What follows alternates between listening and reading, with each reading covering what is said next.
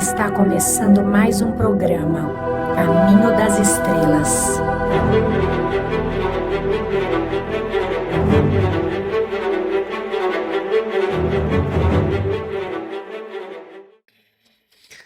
Olá, você está no Caminho das Estrelas. Eu sou o Sérgio Felipe, estou aqui com a nossa querida. Eu sou Marina Renault. Hoje nós vamos falar sobre um livro que eu escrevi, 7 Passos para a Felicidade. Parece até receita de bolo, não é? Mas esse livro, ele é um livro vivo. Vou explicar por quê. Durante quase uma década, eu trabalhei como médico no setor de doenças neuromusculares do Departamento de Neurologia e Neurocirurgia da Universidade Federal de São Paulo, a Escola Paulista de Medicina.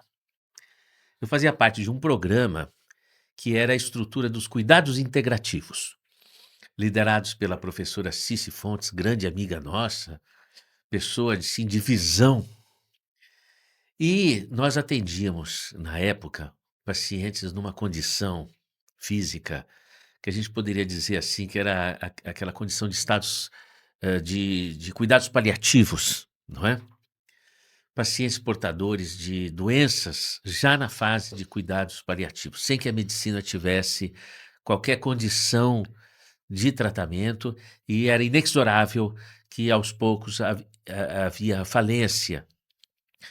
E é interessante o seguinte, porque eu chegava para o atendimento, que começava às 14 horas, a gente chegava antes, perto da hora do almoço, e na recepção a gente via os pacientes. Cada semana, porque havia um acompanhamento semanal no ambulatório das doenças neuromusculares da Unifesp, e aquela história, né? Você vê cada dia um chegando numa condição fisicamente pior, fisicamente, não é?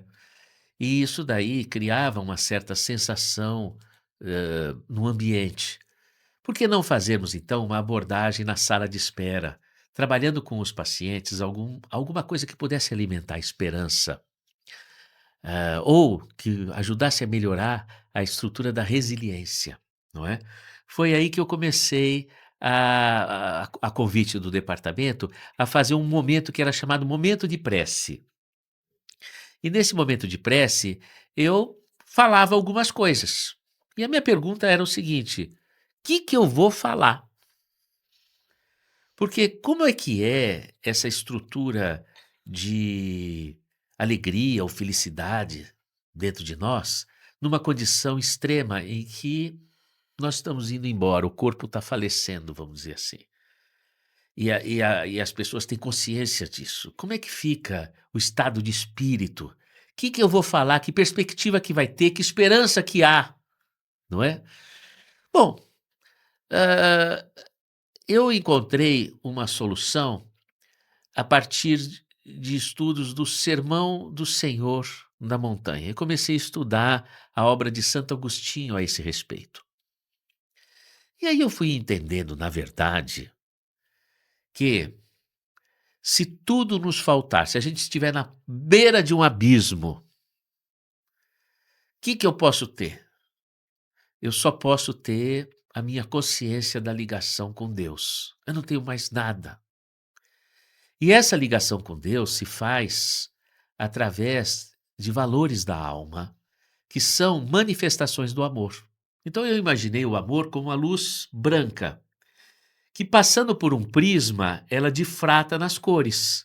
Então o amor, passando pelo prisma da vida, se difrata nas expressões do amor, que é a humildade, a caridade, a fé, a verdade.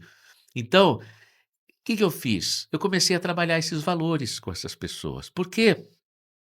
Esses valores são tecidos da alma, não depende da estrutura do corpo, não depende se tem ou não tem dinheiro, não depende de nada que acontece na vida de uma pessoa. Todos nós podemos começar a trabalhar esses valores, começando pela humildade, que eu coloco como deixar-se umidificar por Deus, que é a primeira etapa. A gente precisa abrir para essa consciência. Então, essas aulas ou essas conversas que eu tinha com os pacientes, baseado nesses princípios que eu estou falando, elas foram muito motivadoras. E aquilo trazia de fato alegria para o meu coração e a todos nós e trazia esperança. E aí o pessoal falava assim: Sérgio, por que você não publica um livro com essas coisas aí e tal e qual? Eu falava: eu... Na época a gente fazia CDs e esses CDs foram distribuídos para os pacientes nessas condições no Sistema Único de Saúde, tanto em São Paulo quanto no Rio de Janeiro, aí no caso na Universidade Federal Fluminense, no serviço do Hospital Antônio Pedro. Então, passaram-se os anos e aí eu resolvi publicar o livro. E você sabe por que que eu resolvi publicar o livro? Porque eu fiquei com vontade de ler o que eu falava. Porque eu acho o seguinte, a vida vai amadurecendo, a gente vai passando por situações, né? E no fundo, eu acho que esse fio da meada do que eu descrevo ali, dos valores da alma, é uma grande sacada trazida por Jesus e que a gente precisa perceber. A minha pergunta era: se Jesus já falou, por que que eu vou escrever o que Jesus já falou, não é? Até que uma vez eu estava, eu não sei, passei o meu dedo eh, numas flores e veio vieram pólen no meu, ficou amarelinho a minha ponta de dedo. Eu lembrei quando eu estudava que a gente colocava pólen no microscópio e tinha um desenho, cada pólen tem um desenho. Eu pensava assim, nossa, por que que Deus se preocupou em colocar um desenho maravilhoso em cada pólen? Quem é que vai ver isso, não é? E uma voz veio na minha cabeça dizendo assim: todos na natureza devemos expressar aquilo que nós somos e que nós temos de criativo. E isso é uma representação de Deus, porque o verbo que mais nos aproxima de Deus é o verbo criar. Aí eu pensei, bom, uma flor se expressa nos seus odores, na sua beleza, eu também sou natureza, também vou me expressar. Aí saiu o livro, que na verdade eu escrevi até para que eu possa ler, me descobrir, me entender, e estou compartilhando com vocês. Eu não sabia nada disso e um dia eu acordei e vi uma grande luz branca. E essa luz, que era meio cristalina, ela se expressava de muitas cores, numa variedade infinita de cores. E cada cor tinha uma tonalidade, ainda que fosse o azul, tinham infinitas expressões do azul, e assim do amarelo, e assim de todas as cores. E nesse dia eu me conectei e escrevi um texto que hoje está na abertura do livro, chamado As Cores da Vida. Eu vou ler para vocês, mas eu preciso de óculos.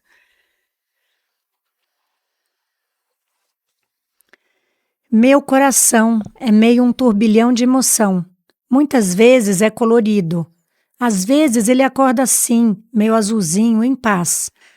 Mas tem dias que ele está um rebuliço vermelho, irrequieto como pétalas de flores frágeis numa ventania brava, quase um furacão.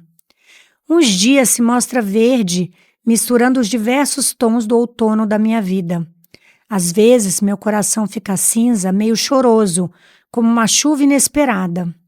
Por vezes ele dança cor-de-rosa no florescer da primavera em festa. Logo depois vibra ousado como o verão renascendo de novo e brota cheio de risos e sorrisos. Também fica assim meio brincalhão, saltitante como um grilo falante. Por vezes borboleteia laranja e amarelinho, batendo suas asas por aí. Mas outros dias tem cores mais escurinhas, tipo um dia nublado, e faz uma carinha de sapo zangado. Mas quando chega assim, um dia ensolarado, olho para essas cores e vejo todo o arco-íris brilhando, cintilante, vibrando uma infinidade de boas surpresas. Uma manhã acordei com um aperto muito grande no coração e falei para Deus: Deus, hoje eu só quero chorar. Estou triste, não sei como vou resistir. Está tudo meio escuro. Cadê as cores da vida? Parece que não vai mais clarear. E escutei uma voz que vinha do mais profundo do meu ser. Abrace a vida como ondas do mar, ondas que trazem todas as cores e todas as emoções. Não resista, não brigue, receba, aceite, deixa fluir, qualquer que seja a cor. E continuou: deixe-se tocar pelas ondas, às vezes fortes, às vezes doces. por vezes amargas ou suaves, leves ou salgadas. Apenas receba o que a vida te traz, abraça e acolhe. Escute a mensagem que a dor ensina, a mensagem que a alegria expressa. Perceba o aprendizado oculto que cada situação contém. Olhe além. Ainda que às vezes chacoalhe tudo e pareça que vai cair, são apenas os acontecimentos de sua vida. Não importa se te parece bom ou ruim, isso é apenas seu julgamento. Tudo é bênção, tudo faz parte do caminho. Volte-se para dentro, para a luz do seu coração. E veja que além dos tons, das cores que mudam com o vai e vem da vida, dentro de você reside a pedra preciosa, o cristal, a luz que nunca se apaga. Firme-se no lar seguro do centro do seu ser, onde o espírito vibra, onde tua essência é amor e alegria. Os fatos da vida e as cores oscilam. Faz parte do aprendizado, faz parte do eterno movimento. Sinta a vida. Entregue-se à única realidade. Tu és uma estrela no coração do Criador. E assim eu segui, sentindo que o sol nunca se apaga ou se apagará. Aconteça o que acontecer, muitos sorrisos vão brotar e lágrimas irão rolar. Fazem parte desse jogo mutável da vida passageira. Apenas uma viagem, mais uma de tantas viagens. Quando a voz silenciou, percebi. Me encontro aqui agora nessa jornada terrena, e só ao mergulhar em meu coração, percebo a presença divina que sempre esteve, está e sempre estará. Fonte infinita, além de todas as cores, intrínseca nas infinitas cores, melodia eterna, vibração que pulsa, no milagre de cada instante, na mensagem visível que cada cor da vida contém. Permiti então simplesmente viver com gratidão todas as cores da vida. Eu acho até que o poema é melhor que o livro. Gente, olha que interessante assim, como é que eu raciocinei. Já que eu falei do grão de pólen, né? Também eu dei a minha contribuição. Tudo começa com a humildade. Como é que eu vou conceituar a humildade? Né? Acho até que a gente precisa ter mais estudos sobre isso. Porque a humildade é o começo de tudo. Eu coloco como deixar-se umidificar por Deus. Porque a água permeia tudo, não é? Não tem o que segure a água. Então, tem uma frestinha, a água penetra. Ou penetra nos poros de uma parede. A água ela não tem bloqueio, a água. Quem que consegue bloquear a água, não é? Então, é a mesma coisa a força divina. Ela permeia. Então, a gente precisa se deixar umidificar por Deus, deixar Deus permear a nós. Então, essa essência que Marina coloca no poema começa com essa identificação nossa com Deus. Aí diz assim, mas se eu não acreditar em Deus, não é possível se ter felicidade? É porque essa questão de acreditar ou não acreditar em Deus, eu acho que é uma questão estritamente cognitiva. Mas a função cognitiva ela é uma pequena parte do nosso universo do saber. Saber vem da palavra sabor, que é experimentar. Então, você pode experimentar muitos sabores sem decodificar palavras que possam classificar o que você está percebendo o sentido, ou muitas vezes nem se aperceber conscientemente dos sabores que você está vivendo. Então, a pessoa pode não acreditar em Deus, mas por muitas formas a pessoa se deixa permear por ele, através das coisas que ela procura dentro dela, de desejar atenção, afeto, de dar um sorriso, de querer fazer o melhor de si. E, enfim, muitas situações nós manifestamos essa permeabilidade a Deus sem necessariamente entrarmos num debate se Deus existe ou não existe.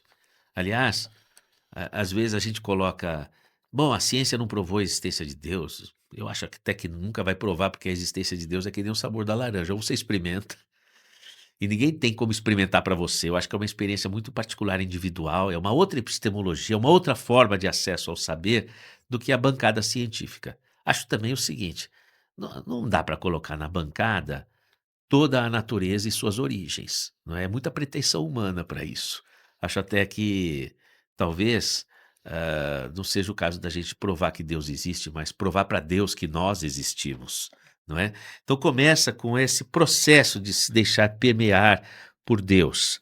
E depois a partir dali a gente se localiza frente a Deus, a gente se localiza na vida.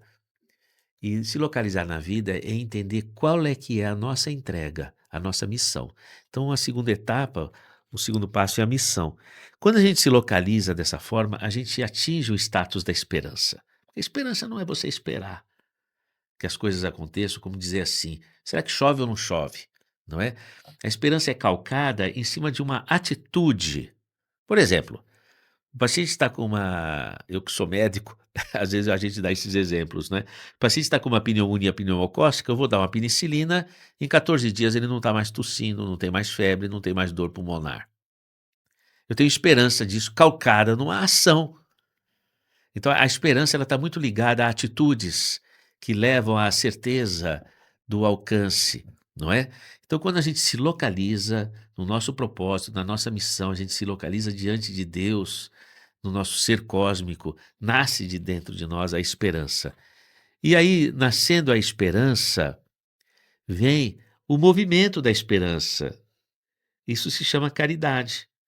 Todo movimento que a gente faz de entrega, que traduza esperança para tudo que nos cerca, é movimento de caridade, não é? A pessoa está com fome, não tem mais solução, você vai lá e dá um alimento para ela, você está dando esperança. Ela está doente, com muita dor, você dá um analgésico, você está dando esperança. Ela está sem entender a própria vida, não tem quem converse com ela e você está dando esperança quando você abre seus ouvidos para ouvi-la. E assim vai. Depois existe um outro elemento que eu coloco aqui, que é a perseverança, porque quando você se coloca nesse movimento de entrega, que eu estou chamando de caridade, você, vamos dizer assim, encontra a verdade é a essência da perseverança. Persevero por ser verdadeiro, não é? Eu estou dividindo a palavra perseverança em persevero, por ser verdadeiro. E a verdade, ela cria dentro de nós uma sintonia rítmica com o universo. Persevero por ser verdadeiro, a perseverança é você entrar no ritmo contínuo do universo onde a vida se sustenta. Então é o ritmo da força. Ele evoca o fenômeno de ressonância, não é? Então a gente alcança aquilo que eu poderia chamar de verdade absoluta. Porque a ciência traz a verdade relativa. Agora, a verdade absoluta a gente alcança quando a gente entende que é verdade absoluta aquilo que é eterno. O Espírito é eterno, Deus é eterno, o amor é eterno, a vida é eterna. E a gente alcança essa verdade e aí nós estruturamos aquilo que se chama de fé. E aí eu vou dando desenvolvimento, porque esses passos, eles nos fazem sentir felizes, porque a felicidade é, como a Marina colocou no poema dela, a gente transita em todas as cores, mas a gente consegue transitar e encontra a essência divina em todas essas situações. Então a felicidade é aquele estado de entender que está tudo bem, o que eu tenho que passar é o que eu tenho que passar e aprender. Então é não desesperar e entender que está tudo certo, que Deus está dando o golpe de mestre, fazendo aqui o jogo de situações, de pessoas e de condições exatamente que eu preciso viver para assimilar a luz. Que não vem um problema para te derrubar, mas ele vem para chamar a tua melhor parte. E o enredo que você está vivendo é a melhor forma de chamar essa melhor parte na sabedoria divina, não é? Estou compartilhando com você. Esse livro está editado pela editora Mundo Maior, da Fundação Espírita André Luiz, e você pode adquirir no site da editora Mundo Maior, da Fundação Espírita André Luiz Online, não é? Fica aí uma sugestão. Estou compartilhando essa experiência com você. Agora, você sabe que tem um desenho aqui atrás da contracapa do livro, que também foi a Marina que fez, não é? Eu e a Marina, nós somos almas gêmeas. Quando eu escrevi esse livro, inclusive, eu coloquei eu coloco alguns poemas também, que eu dei uma de poeta, sabe? E aí, vamos dizer assim, eu entendia, olha um poeminha que eu escrevi aqui, ó, também escrevi, não é? Assim como o prisma difrata a luz em 7 cores, as cores do arco-íris, a felicidade aparece na difratação do amor em 7 passos transformadores pelo prisma de uma pessoa feliz. Eh, eu me considero uma pessoa feliz a partir desse ciclo de vida que eu estou vivendo. Vamos dizer assim, talvez eu esteja mais consciente da minha felicidade intrínseca, não é? E vamos dizer assim, isso que motiva, porque a entregar esses frutos de tudo aquilo que eu estou passando, junto com a Marina aqui, ah, de fazer essa entrega de boas palavras, não é? Porque afinal, felicidade vem do latim, quer dizer félix, que quer dizer fruto.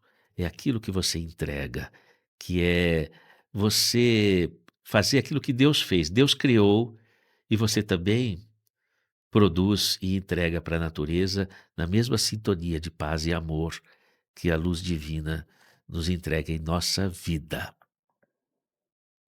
Que lindo, me emocionei. Nós somos filhos da terra e das estrelas. Nós somos filhos e parte do divino. Eis que nesse momento de transição planetária, um novo sol se abre. O sol com raios arco-íris das infinitas cores, cores que ainda não conhecemos aqui no planeta, mas que nossa essência divina vai relembrar. Cores de um novo caminho que se abre na vida de cada um de nós. As cores do pulso de Deus, do sopro divino de Deus, emanando através de cada um de nós.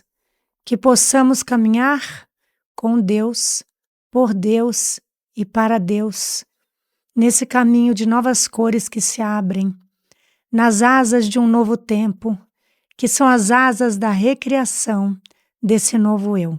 Gratidão. Olha, fica aqui uma sugestão para quem não tem o hábito de fazer essa meditação íntima do encontro de Deus em si. E diz assim: mas eu não acredito em Deus, eu perdi a fé por tudo que aconteceu na minha vida, não é? Vamos, vamos seguir a sugestão do que está aqui no livro, viu? Muita gente perde a fé porque aconteceram perdas, aconteceram situações, fala, Deus não me enxerga, mas a gente precisa buscar Deus dentro de nós. É como quando Jesus, caminhando com o discípulo, encontra um homem cavando um poço. E Jesus, que aproveitava toda a situação para dar um ensinamento, pergunta ao homem, o que estás fazendo? Ele diz, estou cavando um poço. E Jesus pergunta, mas não chove por aqui? Graças a Deus, chove em abundância. Mas eu preciso transpirar para cavar o poço, porque a água vai lá para o lençol, embaixo da terra. Então assim, a misericórdia divina, ela reage em nós em abundância, mas a gente às vezes precisa transpirar na vida para buscar dentro de nós essa água divina de toda a experiência que a vida nos traz e que é a matriz dessa grande árvore que é a felicidade. Veja, quando a gente cava um poço, lá no fundo do poço a gente encontra água. E às vezes é mesmo nos momentos difíceis que a gente chegou lá, nesse fundo de poço, que a gente vai encontrar essa água essencial de tudo aquilo que representou, vamos dizer assim, a experiência do sofrimento. Eu diria até como poeta, que eu gosto sempre de lembrar de um poema de Drummond de Andrade chamado Memória, porque ele tira ali de uma situação de fundo de poço, que é a perda, a luz da descoberta da beleza. Amar o perdido torna confundido este coração. Como pode o ouvido contra o sem sentido, apelo do não? As coisas tangíveis tornam-se insensíveis à palma da mão. Mas as coisas findas, muito mais que lindas, essas ficarão. de tudo na vida que nos afeta e aparentemente nos destrói, de tudo que nos leva às vezes a um túnel escuro, a um poço profundo. É de lá que a gente tira a água que nos alimenta. Então a felicidade é intrínseca a esse processo. Um grande abraço para você. Até. Esse é um programa Caminho das Estrelas. Para mais informações, @Dr. Sérgio Filipe de Oliveira, @Caminho das Estrelas Oficial, @Unispírito. Gratidão.